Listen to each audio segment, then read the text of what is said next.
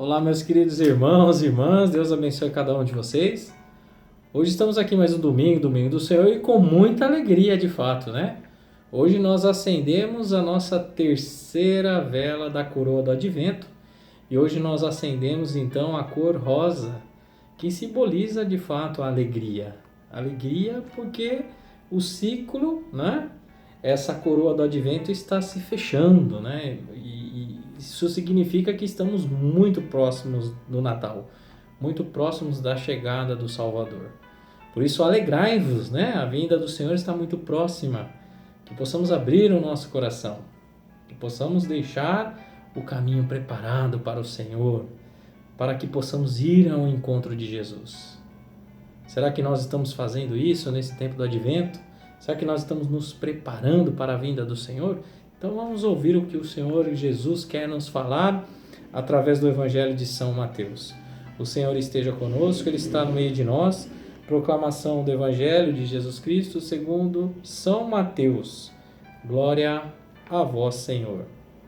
Naquele tempo, João estava na prisão.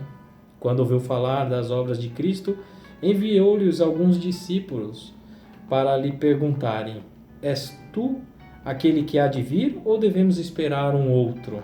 Jesus respondeu-lhes: Ide contar a João o que estáis ouvindo e vendo.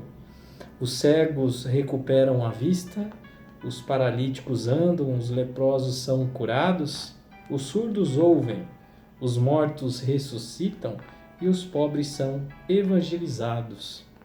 Feliz aquele que não se escandaliza por causa de mim. Os discípulos de João partiram e Jesus começou a falar às multidões sobre João. O que fostes ver no deserto? Um caniço agitado pelo vento. O que foste ver? Um homem vestido com roupas finas? Mas os que vestem roupas finas estão nos palácios dos reis. Então, o que fostes ver? Um profeta? Sim, eu vos afirmo, e alguém que é mais do que profeta. É dele que está escrito: Eis que envia um mensageiro à tua frente. Ele vai preparar o teu caminho diante de ti. Em verdade vos digo, de todos os homens que já nasceram, nenhum é maior do que João Batista. No entanto, o menor no reino dos céus é maior do que ele. Palavra da salvação. Glória a vós, Senhor. Meus irmãos e minhas irmãs, estamos próximos do Natal. A pergunta a cada domingo que vai se aproximando da chegada do Salvador é se nosso coração está aberto. Muitas vezes nosso coração está fechado. Muitas vezes porque nós não conseguimos enxergar Cristo. Quantas pessoas, inúmeras pessoas. Hoje nós cristãos católicos, né, temos uma boa parte, uma margem muito grande de toda a população, né, mundial, mas ainda não somos a maior. Nós ainda não somos a maior, mas nós temos uma grande parte cristão. Porém, muitos deles, né, foram criados apenas no batismo e ouviu dizer de Jesus. Ouviu dizer apenas. Não teve esse amor junto a Cristo. Não seguiu o caminho de Cristo, mas apenas ouviu dizer do pai, da avó, da mãe, enfim. Muitos cristãos assim, né? E o que diz a palavra hoje sobre isso para nós? Nesse terceiro domingo do Advento, onde nós temos que nos alegrar, porque se aproxima esse nosso Salvador, a luz do mundo. A nossa luz divina que veio para nos salvar, para nos guiar, né? Para nos tirar das trevas, para nos tirar do mal que hoje nós carregamos conosco. Ainda bem que João Batista disse, né? Este é o Cordeiro de Deus. E falando de João Batista, novamente o Evangelho nos coloca João Batista, né? Representando aqui o Evangelho. E hoje, nesse momento que esse Evangelho nos coloca, João Batista estava preso. Então, João Batista estava preso, e aí João Batista pede a seus discípulos, os discípulos que acompanhavam João Batista pede para que eles vão até Jesus, né? e pergunte, converse com Jesus, pergunte para Jesus se é ele mesmo o Messias, se é ele o que há de vir, ou virá outro. Né? Agora, será que João Batista tinha dúvidas que Jesus era o Messias? Será que João Batista tinha dúvidas que Jesus era o Salvador? Claro que não, né, meus irmãos? É claro para nós cristãos é muito claro que João Batista nunca teve dúvida.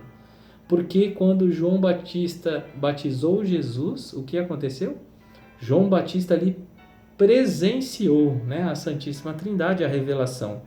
Quando João Batista então batizou Jesus, abriu-se o céu, desceu uma pomba em forma do Espírito Santo e a voz que veio lá do alto, né? Este é o meu filho, o qual eu ponho muito agrado. Escutai. E João Batista então ali diz para a multidão: eis o Cordeiro de Deus, aquele que tira o pecado do mundo. Significa, meus irmãos, que João Batista sabia que ele era o Salvador, que ele era o Messias. Sabia, era claro isso para ele, né? Então por que João Batista mandou seus discípulos perguntar a Jesus se era ele o Salvador? Aí entra toda essa inicial quando nós falamos agora, né? Será que nós estamos com o coração aberto? Será que quando nós vamos na casa de Deus, na igreja, nós vamos com o coração aberto ou fechado? Será que nós conseguimos reconhecer Jesus como verdadeiro Deus? Porque quando nós vamos à igreja, veja bem, quando nós vamos à igreja com o coração fechado, nada vai mudar mesmo na nossa vida. Não vai mudar nada, né? Se nós vamos com o coração aberto para escutar a palavra de Deus, que seja um segundo, meu irmão, que seja um segundo para ouvir a palavra de Deus, basta, é o suficiente para Deus e esse coração será convertido.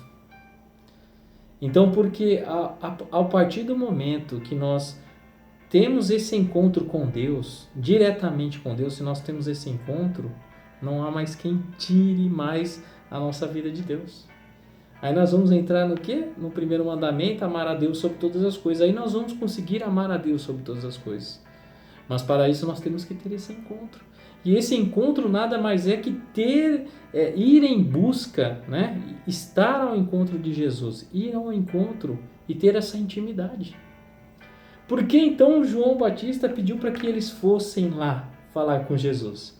Porque ele não queria que os discípulos, porque ele já sabia que estava chegando a morte dele, ele já sabia que ia morrer. Então ele fez com que os discípulos fossem até Jesus, na verdade, em busca de Jesus, para ter um encontro com Cristo. Ele não queria que seus discípulos fossem assim: eu ouvi dizer, eu sei, eu ouvi, alguém me falou. Não, eles tiveram um encontro com Cristo. E aí depois que tiveram esse encontro com Cristo, meus irmãos, não tem mais quem tire, né? Eles tiveram isso.